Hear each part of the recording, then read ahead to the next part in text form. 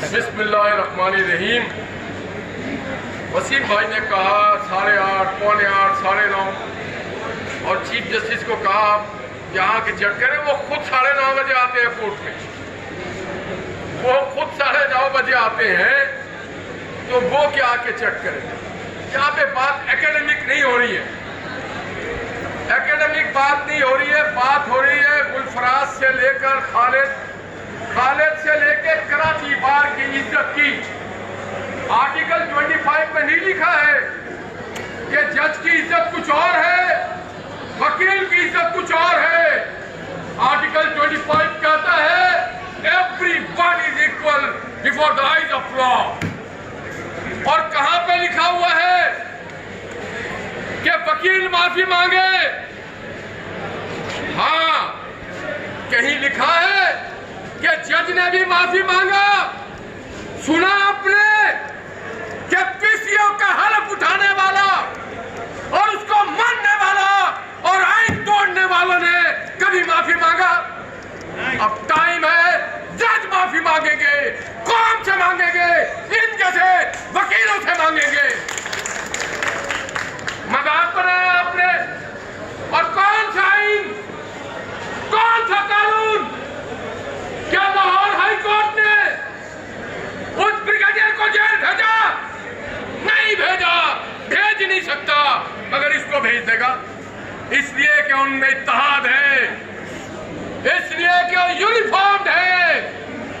क्या उन पे आइन आर्टिकल 25 लागू नहीं होता?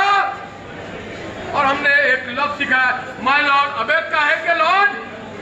लॉर्ड में अल्लाह है, अल्लाह।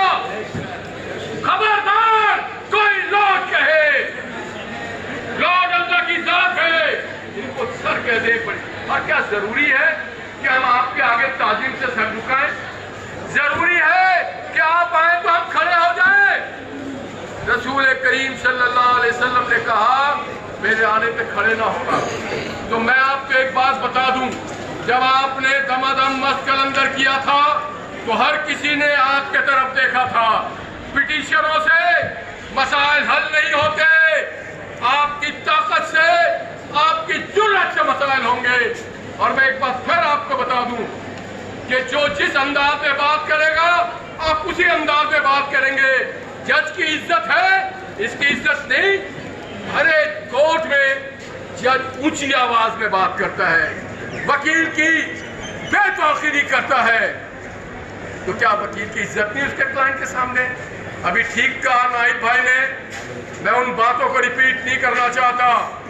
अभी ठीक कहा ज़ियावान ने और खालिद मुमताज ने कि जुर्रत कैसे हुई कोई वकील को फोन करे, किस कानून के तहत फोन किया।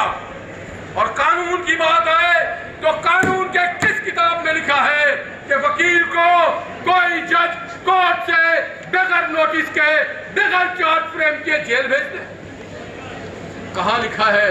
नहीं लिखा है। अब बैठ के तय करना होगा। बार और बेंच एक नहीं है, बेंच अलग है, बार अलग है।